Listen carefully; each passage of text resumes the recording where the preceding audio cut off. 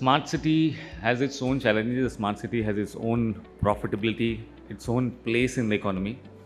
And since all of you have heard very detailed and very comprehensive introduction about our panelists, who are themselves reservoir of knowledge, they have understanding of policy, transition, and also commercial viability of those projects which we presume to be coming into these smart cities.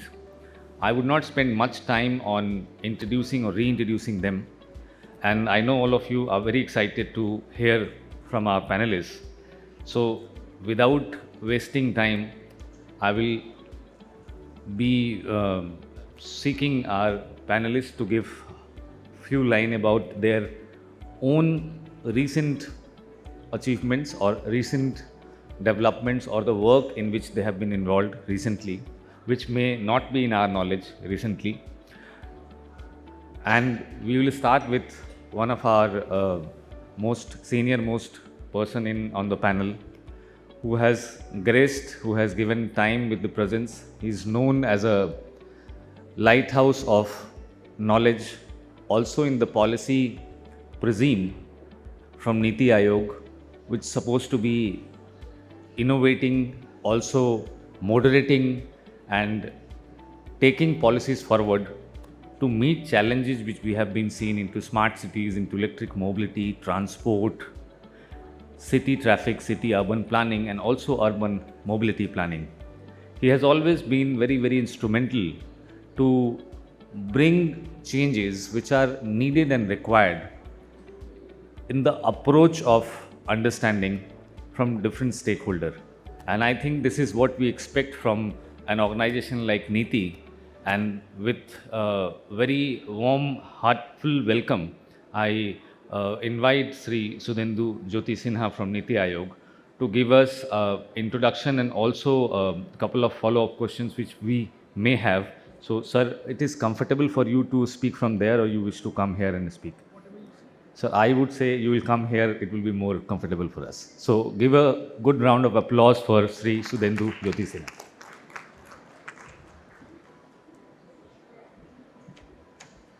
Thank you and good morning to each one of you, to all my co-panelists and the equally erudite audience that is right before us. So the theme of discussion is smart cities. And of course, mobility as a service. If you see India today, almost every minute, close to 25 persons are migrating from rural to urban areas. So India is witnessing one of the greatest pace of urbanization ever in the history of mankind. Because you can calculate that if every minute 25 persons are coming to the cities, what the scenario is going to take place after, say, 20 years down the line.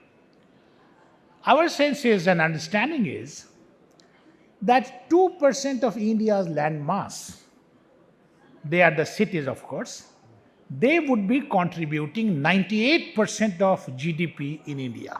So that is the significance of cities would be. Naturally, these cities have to be enabled.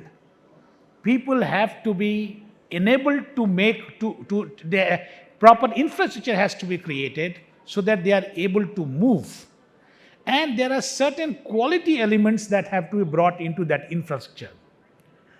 Now, if I ask you to think of the best cities in the world, and of course, on the basis of general knowledge, or maybe on the basis of the understanding of those who have traveled abroad, then you would see that none of the Indian cities ever figure there.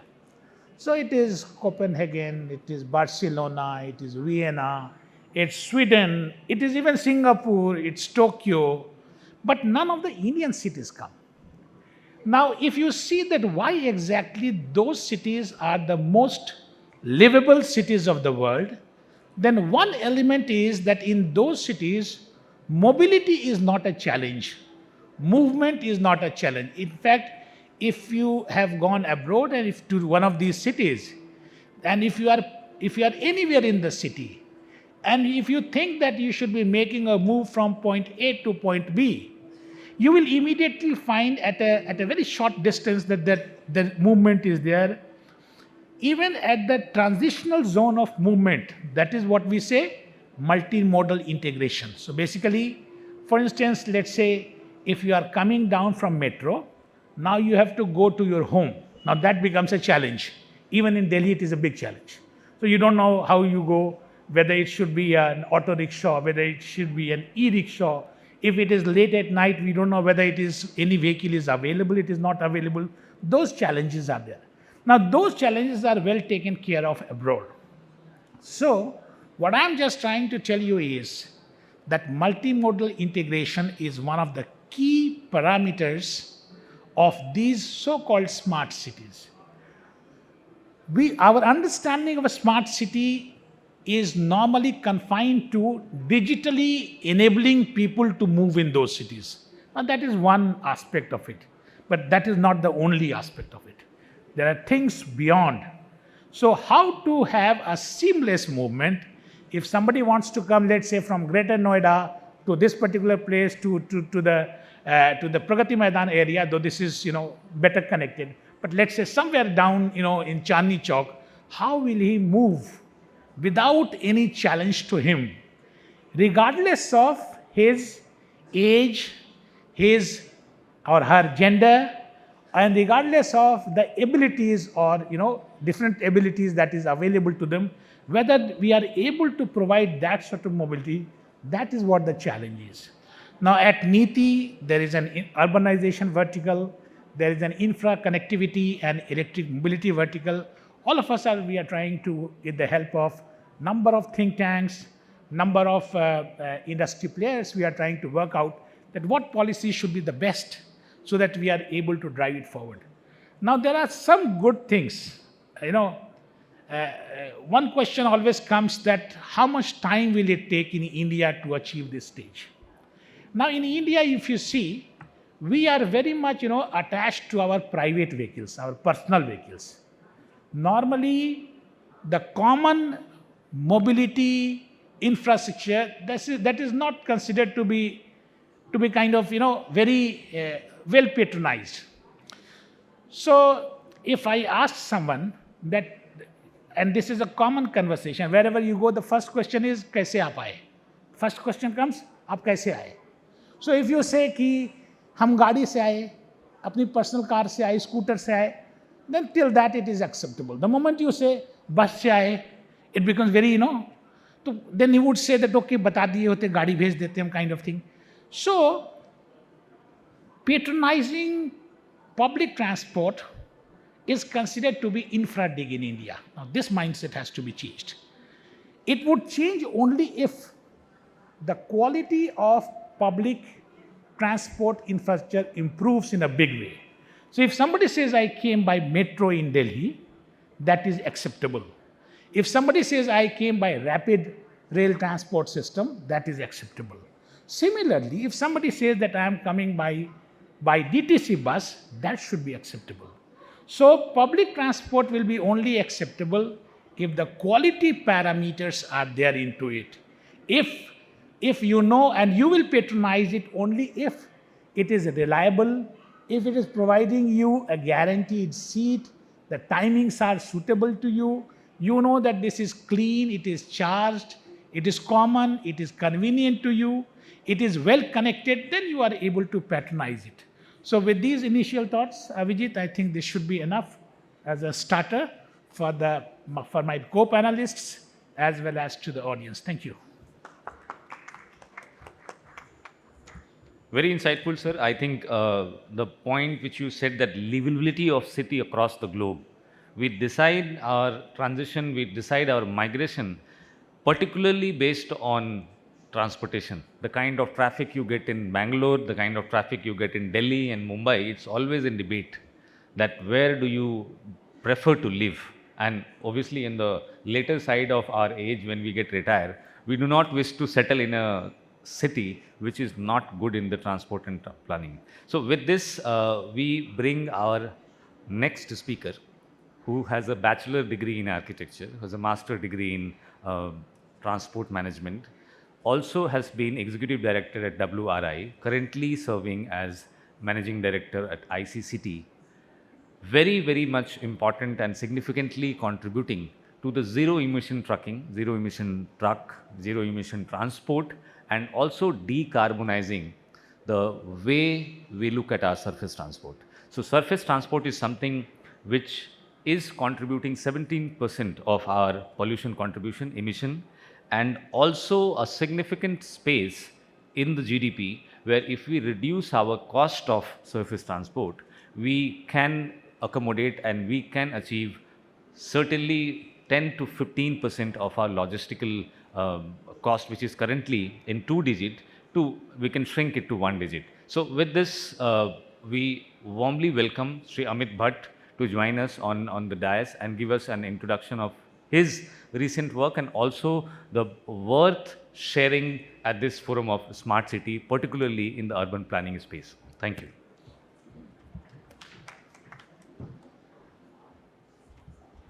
Thanks a lot, Abhijeet, and good morning, everyone.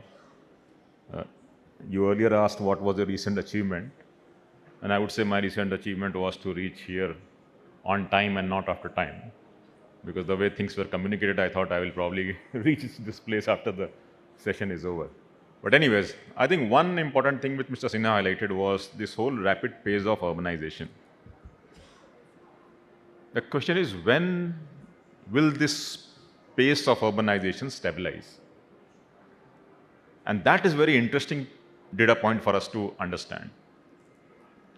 Now, if we look at global experiences, urbanization stabilizes when countries reach 80-85% urban level, which means, and if you look at India, India was roughly about a third urbanized. So if this trend of moving to urban areas is going to taper or going to stall, we are really looking at this growth to taper when India would reach about 80-85% urban level. And this scenario poses two questions. One, if the current one-third urbanization is creating cities which have congestion, emission, road traffic, safety hazard, what will happen when we reach 80-85% urban level? So that's one way of looking at it. The other way of looking at it, look, almost 60-65% urban infrastructure is yet to be built. So can we learn from this 30% urban infrastructure that we have developed and make sure we don't commit the mistakes in the future urban infrastructure that is going to build? So on one side, it gives us a scenario which is slightly more pessimistic, but the other side, I think it's an optimistic scenario, because we need not make the mistake that the West has made. Because the West is trying to retrofit this solution in an existing urban environment. And we can actually plan it well in advance. So to me, the lack of urbanization and the upcoming unprecedented urbanization that is going to happen is a golden opportunity for us to make sure we create cities that are smart, that are sustainable, that are livable. And that's where I think the transport is going to play a very, very important role. Because it's as also alluded by Mr. Sinha, that urbanization and cities or the urban economies are the engines of growth. If 2% of the land mass is going to contribute 98% of the GDP, then absolutely these are engines of growth. And if the urban areas are going to be engines of growth, then transport will be that wheel of that engine. So if we are able to plan transport right, we are not able to achieve this aspiring economic growth, but we are also going to contribute significantly on sustainability. So the question is, what is it that we should do? And I think this is something which we have to understand in a slightly more nuanced manner. So when we are looking at passenger mobility side, absolutely we have to prioritize on walking, cycling infrastructure, investment in mass transit, as well as investment in zero emission vehicle. And that's very important. There's no two way about it. We have to do it. But we also have to make sure that we don't neglect the freight segment. The reason why I'm saying we don't neglect the freight segment is that if you look at this emission, which is 90% of transport emission is from the road segment, but almost 50% is coming from medium and heavy duty trucks. So while cities have come up and developed their mobility plans, it's time the city should also develop this logistics plan as well, because that is going to be very, very important. The other part of the story is how do we do it? And I think this is where we have to think a little bit more carefully, because a lot of times we have to look at the governance of transport. We have to make sure that all the systems of transport work together. So we have to work on looking at governance, but we also have to start looking at the future. And the future of road transport is going to be more and more zero emission transport, more and more electric transport. So how can we start looking at planning in advance? When I was a student at the School of Planning and Architecture, we were taught that we have to look at land use and transport integration. I think this century, the conversation has moved beyond. We now have to look at land use, transport, and energy integration. And therefore, how do we start developing that infrastructure that will facilitate not only passenger movement, but also freight movement is going to be critical. I think this is something which is very interesting and opportunity for us. And as we move forward, I think more and more collaborations would be needed, more and more research will be needed, more and more guidance will be needed to take this conversation forward. So I'll stop here, but again, we'll come back with some more insight later on, but very delighted to be here. But I think it's a great opportunity for us and people who are working in this space. I personally am very excited that next 10, 15, 20 years is going to be a fantastic opportunity to make sure India creates cities that we really want to be aspirational for not only us who are in the country, but also for the rest of the world. Thank you so much. Thank you, Amit. And just to bring a link between what freight can do to economies, though I'm not economist, but we work with sectoral economies. 2 days strike of truck or intercity transport, particularly the freight transport, significantly hamper our personal lives. Fruit, vegetable, 4 days, 5 days national strike of truck is like it's a national emergency. So if you can imagine the impact of freight, and if this freight, which we are paying at 12 or 13 to 14% of our GDP, if it shrinks to 8, 9, 7% of our GDP by using cleaner, cheaper and more economical mode of transport, it's a huge contribution to GDP which we may not be able to imagine at this structure of time. But those who are imagining, those who are planning and architecting, I'm glad that they're here and they're sharing their views with me. Would like to bring our next speaker who has good insights of data. And now when we speak about planning, when we speak about mobility, a lot of decision is happening on the data. So I would like to call next Mr. Biyani on the stage, on the dais, to bring and give us some insight that how data is also changing the aspect of planning, digitalization and also mobility in the smart city space. Mr. Biyani.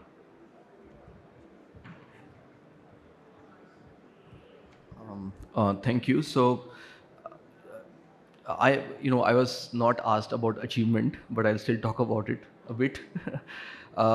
So, I am a professor at IIIT Delhi. I am also a founder of a small startup, a MaaS startup. And what we have done in our college and through the startup is that we have built this data ecosystem in Delhi. There's an open data platform, and we built an open ticketing system. And then we run this One Delhi app, the official Delhi government app that basically tells you the live location of all the buses. You can buy a bus ticket, you can buy metro ticket, you can plan your journey, the MaaS journey that you're talking about through it. And we have some learnings from that. But I would like to, before I come to the data part very quickly, I want to talk, Mr. Sinha talked about a very important problem. When will we become, like Western cities? How long will it take? And, I am very optimistic that there are some policy level changes. We can be, almost all the cities in India can be like Western cities in maybe 10, 15 years. And I'm very sure about it. And I'll tell you why. Because, sir, one of the reasons why these cities actually have a very good transit system, whether it's a footpath, whether it's a bike lane, whether it's a public transit, bus, metro, whatever, they don't have last mile the way we have most cities. The reason is that they treat those things as a product.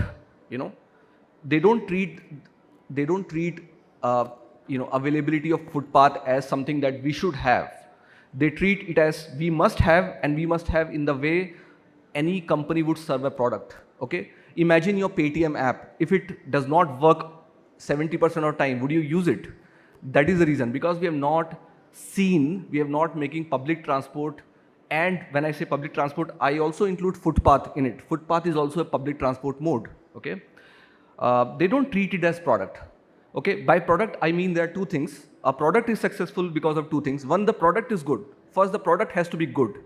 The second thing is the distribution of the product has to be good, which means people should know about it and people should use it, right? So the product has to be good, the distribution has to be good.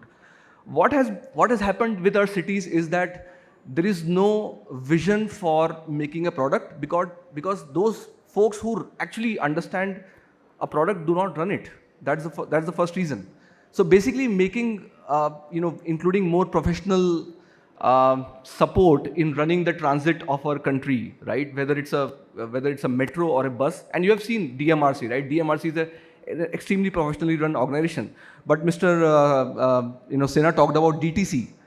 I mean, 90% of people don't know who runs DTC, right? Because it's run by somebody who comes and goes.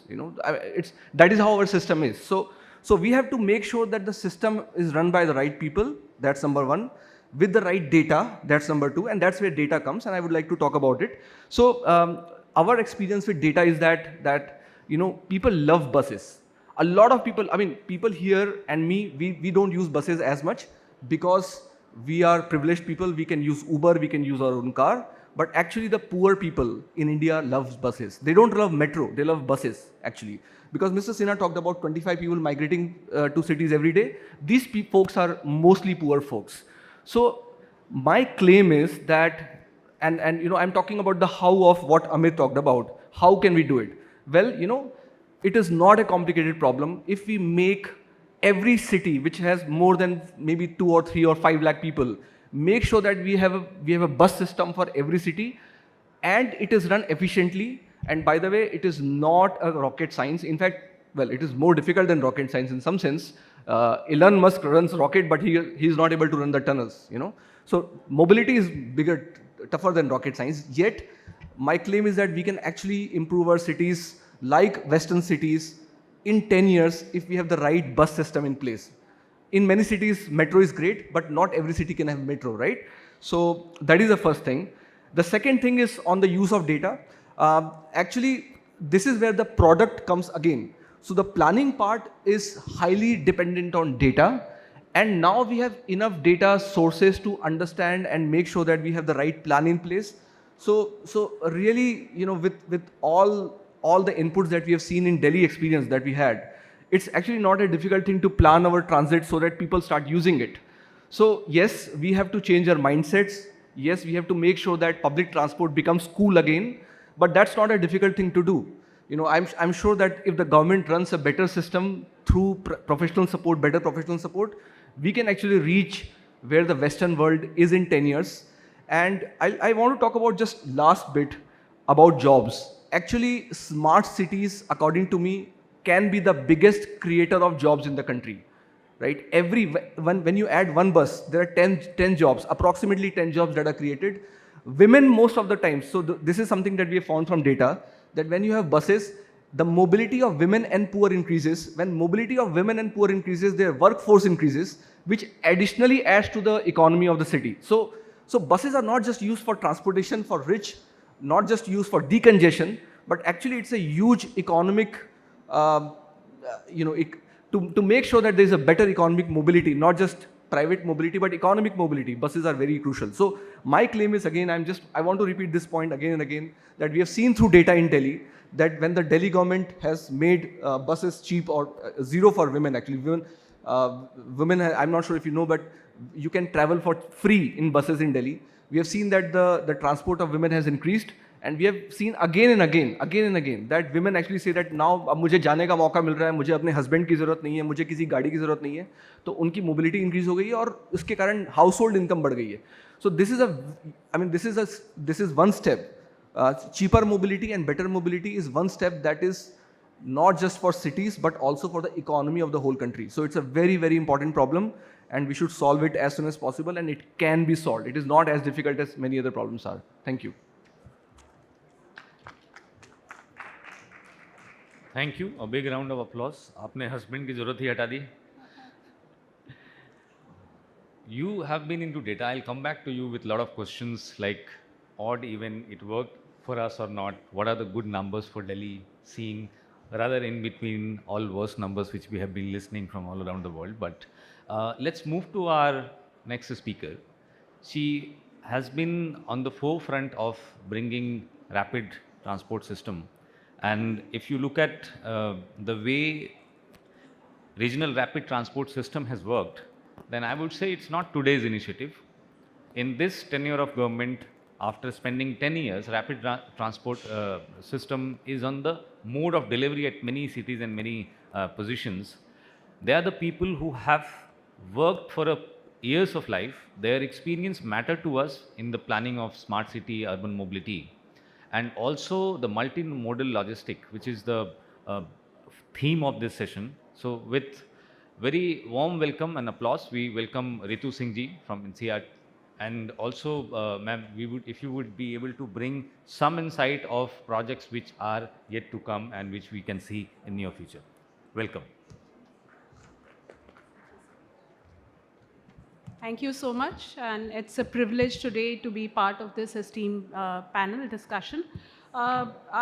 Before giving an introduction on to NCRTC and RRTS, maybe I'll start my speech with a quick point which Mr. Sinha had raised. I think urbanization or migration to urban cities is not a very new phenomena in our country as well. I mean, most of you would agree, while we were in schools, we studied about this phenomena.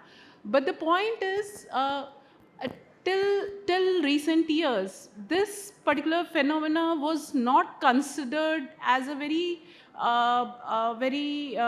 was not promoted by government, and the schemes and policies which the government was forming was not to promote urbanization.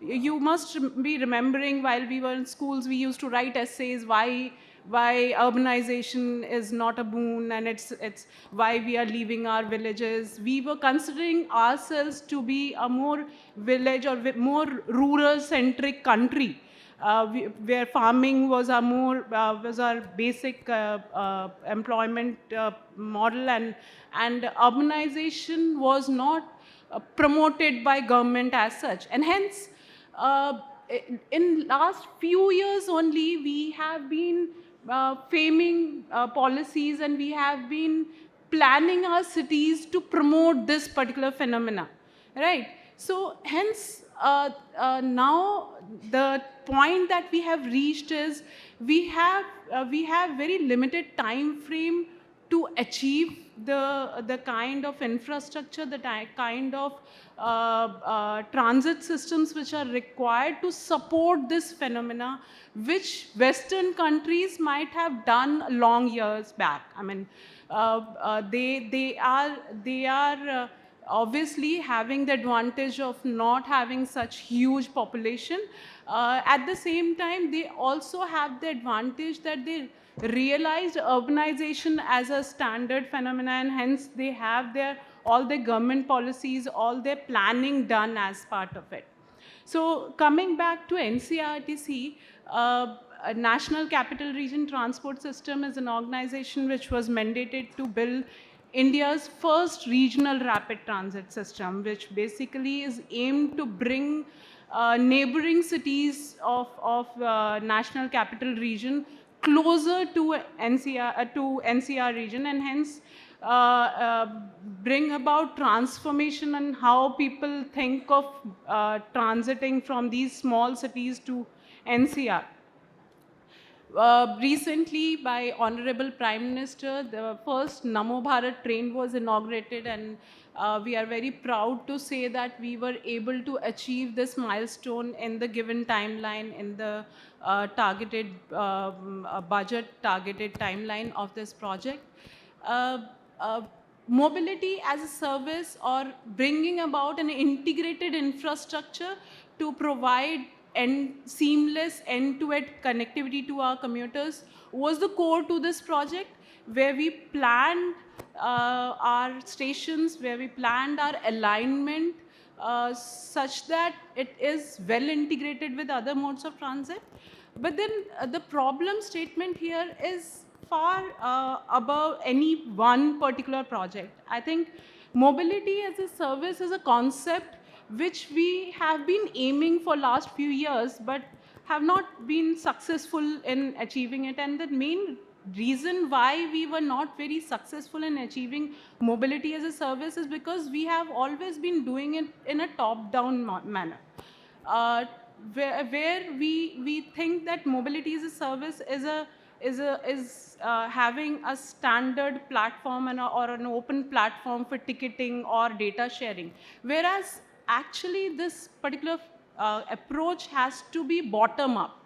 When I say bottom up, there are mainly three major concepts which have to be taken care of: integrated planning, integrated infrastructure, and then thinking of integrated services or providing integrated services to your commuters. To elaborate this further, I think when I say integrated planning, it is basically, if you see all the infrastructure projects as of now, specifically in transit domain, usually we have DPRs or detailed project report for each individual project in silos. And that's the reason why we have, in the same alignment, we have a bus system or your metro system as well as road, everything competing with each other. They are not complementing each other. And why they are not complementing? Because we have not done the planning at integrated or a comprehensive level. We have done planning of each and individual infrastructure project in silos.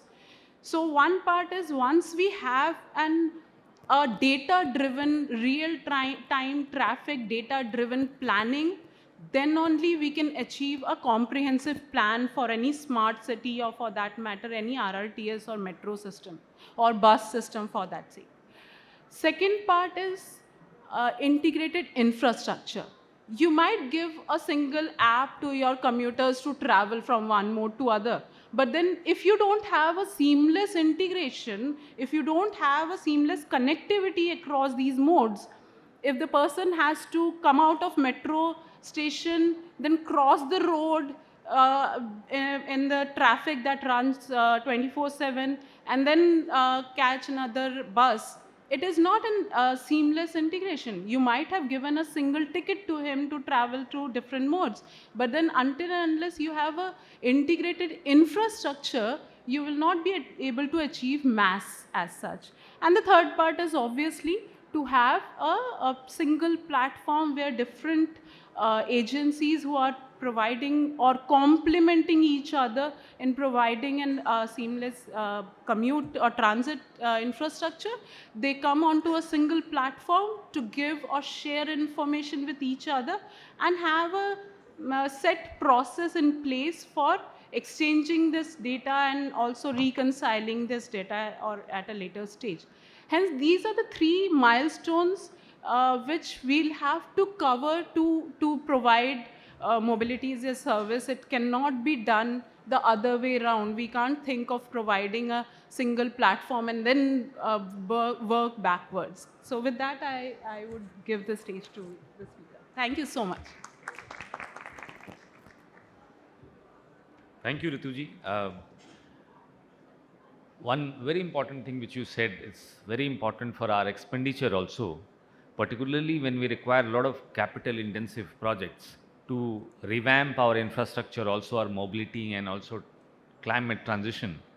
If we waste money, that used to happen the way you must have experienced in your street, that sometimes somebody comes in and they dig the street for gas pipeline, then somebody comes and they dig the street for the optical fiber, then someone else comes and then say we will do the draining now.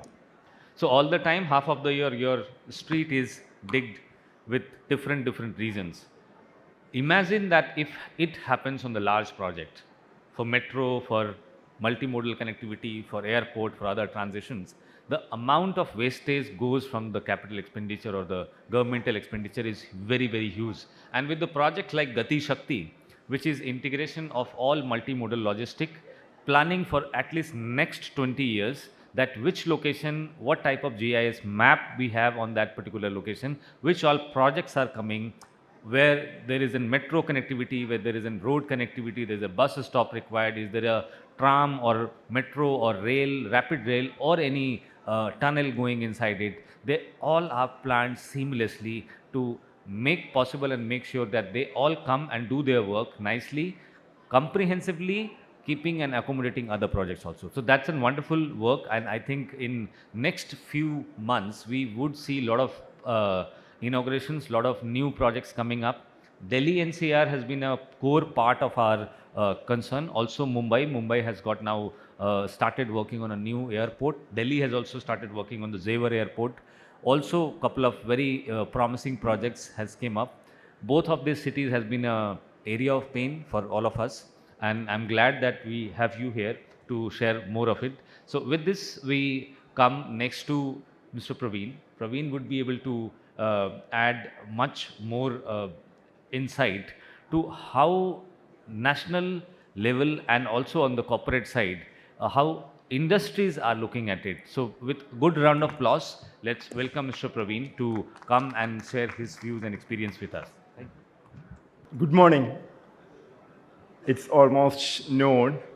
Thank you for your patience. We are a few minutes late, I guess. But okay, I'm Praveen. I do have a startup in the Bay Area, US. We focus on mobility. So after my PhD in safety, transportation safety from IIT Madras, I went to University of California. Then started working with a lot of DOTs, Department of Transportation in the US, as well as internationally, developing countries, Middle East. Then I decided to move out of my job to get started. We all talk about mobility. What is mobility actually?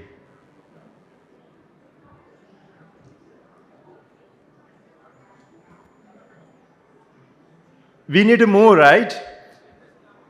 Yeah, seamless travel, right? But when you wake up in the morning, first thing what you decide will be like, I need to go to work. My kids needs to go to school. My partner needs to go to job or like go to the grocery or like some other thing. Or parents needs to go to do something else. How are we going to do all these things? How are we making a decision? How many decisions are you going to make in the early morning before you are getting up from the bed? Have you ever thought about it? How many decisions of your day have been just simply made out of mobility needs? And then you will start thinking about, okay, I'm using, as sir mentioned, I'm using public transportation, I'm using car, I'm taking my bicycle, I'm using auto rickshaw or like ride sharing. Then you have to see if you are care about safety, whether that is safe, maybe depends upon the road crashes, how many crashes are happening there. Are you more into climate technology or sustainability? I want to contribute to sustainability. So these are the decisions on top of your normal day of work you have to make on. So I decided to move in this aspect. So talking about this one, mobility. So as mentioned, we don't have cities from India in the top livable cities across the world. But we do have cities in another list. Any guess? Any guess? Indian cities are there in other list of, transportation across the globe. Most polluted city and more congested city. Pollution comes from the congestion. Let's look into the 2023 TINTOM report on traffic index. That's a Dutch company. Does like traffic index across the globe, like 300 something cities, 50 countries across the globe. And London ranks first. In London, to move 10 kilometers, you need 37 minutes and 20 seconds or something, as per the recent report. And Bangalore in India stands sixth with 28 minutes, 10 seconds. Can you imagine to cross a 10 kilometer of a segment on a highway, you need around 30 minutes. Think about where you stand, where you live in a city, and how long you have to drive to reach your workplace or where you are heading to. And how that impact your quality of life. The stress generated, the health issues, the mental behavior, and all these change your daily pattern, how you behave to your colleagues in the office, how you respond to your subordinates or family members. So literally we are looking at the quality of life have been directly proportional to how you move, how your day starts about, how your mobility needs are. Like many of the speakers mentioned, seamless integration. So once you have been in a metro, you have been waiting for the connectivity. How stressful that life is. Irrespective of the gender, irrespective of the age group, everybody needs some good mobility modes, which we are looking for. And as one ticketing system, so in US, we do have some transport cards, which we use for tapping all the vehicles. Like whatever the mode we use. So it's like a seamless integration, and there are like transfer points. If you are coming to a train, and then there should be a bus waiting for you for the transfer from that location to the next one. Or we might need to think more about e-mobility. I think Amit can point to that one more. E-bike, e-scooters, how these will impact our life in the last mile connectivity. So how these congestions are being creating? We are creating the congestion. We are on the road. We are the one who creates traffic problems. If we obey the rules and regulations, there is a limit we can bring that down. Everybody is in a rush. We all need to be there at some point. But we need to respect the other road users, either, bicyclists or pedestrians or public transportation. So we need to look into what we need to do to bring our own country. Like, as mentioned in the inaugural earlier speech, if we want to reimagine Bharat, we need to start from our own city, our own town, our own village. And what are the key points we need to look into that? Maybe a few points you can think about, like a road infrastructure, maintenance of that one, how we should report to that authorities. They won't be coming and inspecting all our city roads and everything every now and then. There should be a mechanism where you can report to that to the authorities to take a look into that one and then upgrade it. Last mile connectivity, how that can be improved. Talk to your elected officials, politicians, authorities to bring that one into a integration methodology. And public awareness, like as I mentioned, that is a key point. We want to encourage people. Why?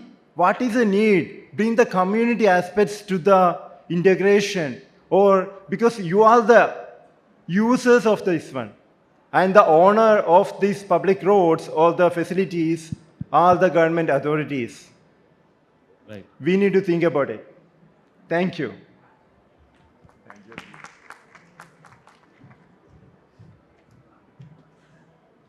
Thank you, Praveen. I think we'll come back to you with a couple of questions. Um, our next speaker is again from logistics. Our cities are expanding, businesses are going ahead, moving from one city to another tier of city. But is logistic is going side by side, hand to hand with them, is something which we would learn from him. Let's welcome Mr. Ratan Malhotra. He'll be able to give us some insight on this and also his remarkable journey and address on this.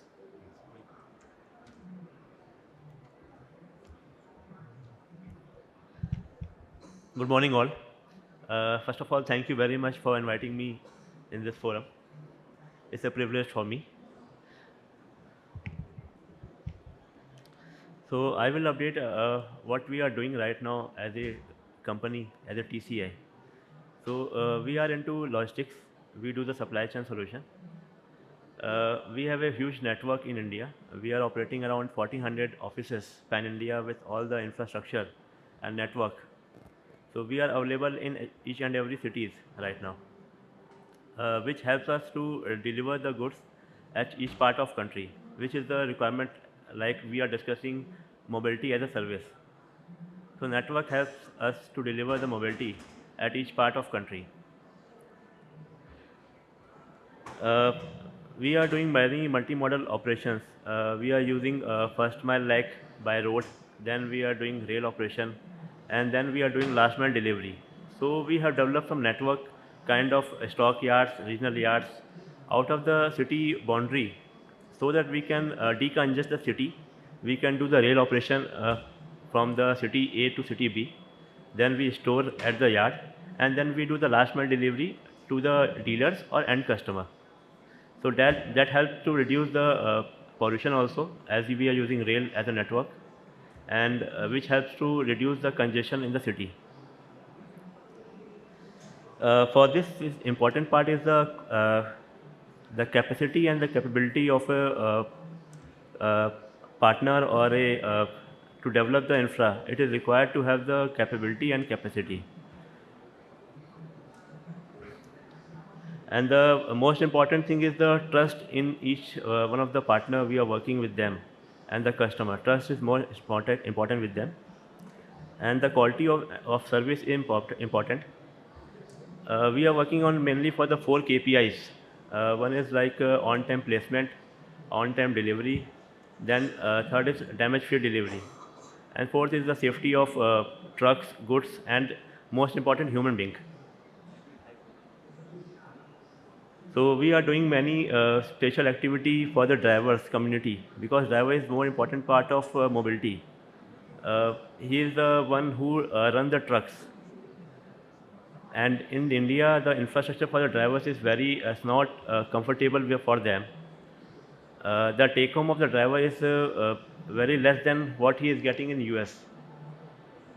So we have to develop a good network for the driver community, so that they have more interest to come in this kind of operation.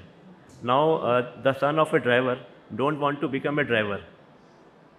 He want a good education, because we have a good education system. So who will run the trucks? So we have to think about that, and government has to help for the setup of the infra for the drivers.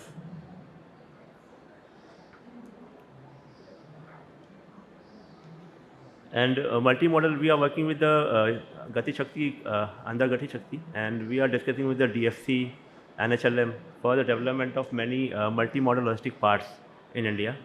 So we are working on it.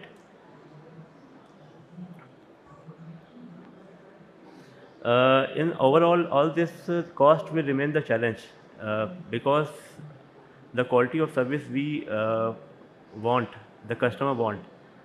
If we go with this kind of services, multimodal services, the cost will increase because it's involved many huge investment in the capex and opex also.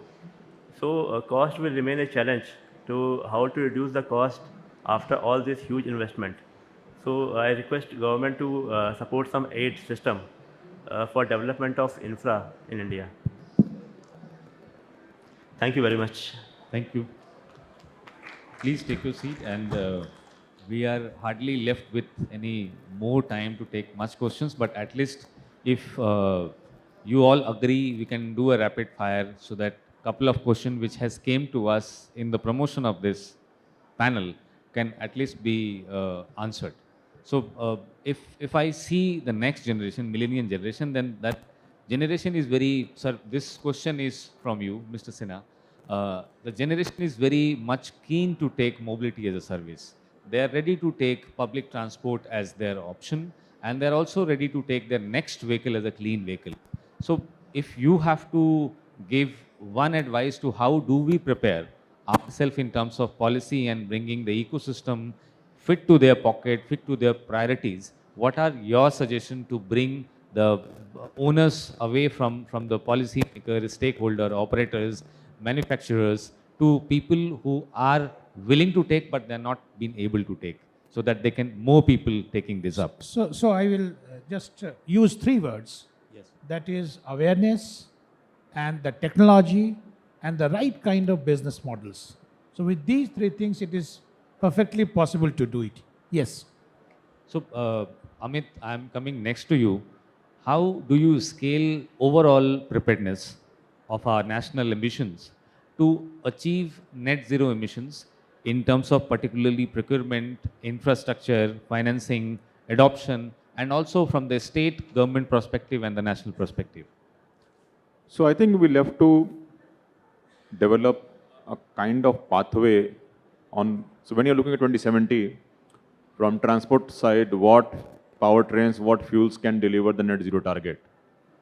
And then we have to bet along these technologies and get the cities ready. Because if we are going to, we don't have time, we don't have money to bet on all technologies. So we have to take our bet. Right. And electric appears to be the future. So we'll have to start planning, advocating, and kind of implementing on a long-term versions of transitioning a fleet to electric. But at least going next to 2030, electric seems to be championing the transition. So our report will come out in next month, and we looked at what technologies can deliver net zero, and we came out with conclusion only electric, battery electric or fuel cell are the two technologies that can deliver. The rest will be intermittent technologies, and the future is going to be electric, and that's the end of it. Look forward to your report. Absolutely. Pravesh, we come back to you, and we want to know how data acts in this micro and macro mobility, particularly when everything right from grant to continuity of support, continuity of subsidies, particularly FAME when it is under revision, and this question is from Pravesh. Sorry. So how data works, and this FAME is under consideration, it is under revision and revamp, you can say modification. So how do you see this policy making has turned out to be a data driven or is still based on the assumptions? Absolutely data driven. There's no one can argue that we should not look at data. And you were talking about this odd even plan, right? That's a great example of looking at the data. We looked at what happened during odd even. Just to give you an example of importance of data. This is not published yet, but here's the summary of it. That when odd even scheme was in place in Delhi 3 years back, right, we saw that buses were running at around 20% more speed, which means they were actually running at the speed of cars at the same time what the cars were running, which means that people can actually take buses and travel at the same, around at the same speed. Now, we also measured how many cars actually came down, and the number was around 15-20%, which means that if we can just make sure that 15-20% cars are less, then the public transport increases, the speed increases by that, which means that we have a very good indication of what we should do in order to make public transport better for people. Somebody was talking about how long it take, right? So yes, data-driven policy is absolutely the way to go, except that once the data comes, we have to accept it. Because for example, in metro, we know that the data does not support metro many times, yet the metros are built. So there are two things. एक तो जिसको बोलते हैं हमारी जो नीयत क्या है, right? Data को देखकर. It should not be used for our advantages. It should be used for what it is saying. Absolutely. Yeah. So, Rituji, I'll come back to you. It is a dream coming true now, NCRTC and other rapid transit systems. What impact you see on people's life when we talk about last mile connectivity of e-rickshaw, bike taxi, also the taxi and the shuttle feeds. It's also connected with the rapid rail connected to metro is connected to the heart of the city. And this you are expanding up to Meerut, up to all neighboring cities. What is the impact you see in the people's life that this project or this transition will bring? I think this particular project has a major impact on how people see mobility in India. As you mentioned, Delhi Meerut is the first corridor on which we are working. Very soon, this particular corridor will be operational till Meerut. Right now, a very small section is operational. And the kind of feedback that we are getting from the commuters, from the people who are using this service, is very encouraging, and people are definitely looking for change, looking for better modes of transit. Obviously, first mile, last mile plays an important role, and it is an ecosystem which is required to be built around any mode of transport, which actually makes it a viable mode of transit. Other corridors are Delhi Alwar and Delhi Panipat, which are in pipeline, and after this particular corridor, NCRTC will be more focused on to the next two corridors. But having said that, I think the need of the hour is obviously mobility as a service, providing an integrated platform to our commuters so that they can seamlessly move around across the city and also across neighboring cities as well. So if you see in RRTS, we have done a lot of realignment of the project after the DPR was sanctioned, just to align our particular service with the other services which are available, like Delhi Metro and even bus services which are there. Right. We have done some physical level integration with the metro stations, with ISBT, with other modes. And I think mobility as a service is the bare minimum that anyone can ask for. But then moving ahead, I think public mobility on demand would be the thing Future. to look That's the for. future. Yes. Right. So there would be personalized public services requirement by each commuter based on their preferences, based on how much they are ready to spend on their transit, based on their personal choices also. Suppose someone is coming from airport and traveling with a lot of luggage, they would want to have a specific type of transit system to be available for the last mile connectivity, whereas a laborer who is traveling Right. daily will have separate different requirements, and hence public transport or public mobility on demand would be the next big thing, I think. In this. Absolutely. So, moving ahead to Praveen, I guess I've not taken doctor. So, Dr. Praveen, where do you think India has lagged or missed in achieving an organized and congestion-free traffic, despite of a good, decent infrastructure, also an increased spending in the vehicle are now V2X connected, and also a very good, strong intent of the political leadership to achieve that congestion-free? Where do you think we have lagged? That's a good question. I will go back to my previous speech about how the congestion has been created. So to summarize that one, 5 points, 5 or 6 points. So one can be the traffic management, what we have to be integrated with the intelligent transportation system, how we can have the city planning system to be integrated with the smooth traffic operation.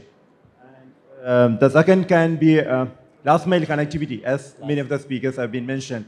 Seamless integration of this multimodal connectivity, that's going to be a huge challenge. And if we can integrate that one, that can be a good thing. And the third one can be road maintenance. As I mentioned, we need to have proper infrastructure for the seamless travel, movement of the vehicles. And then it can be the public awareness too. Right. And finally, the urban planning, which plays a vital role. Thank you. Thank you. The last speaker and last question of the session is from Ratan. Ratan, we have 2030 and 2050 ambitions. Quickly, in 1 or 2 minutes, you will have to give me an answer that the prescription to deal with challenges of intercity logistic, of multimodal logistic, particularly in terms of intercity transport and freight. What is your wish list from policymakers and stakeholders? Thank you, sir. The first point is network. Network is important to have a set of people, IT system offices, which requires a huge investment. The second point is capability and capacity, that is important. And third point, the last point is consolidation.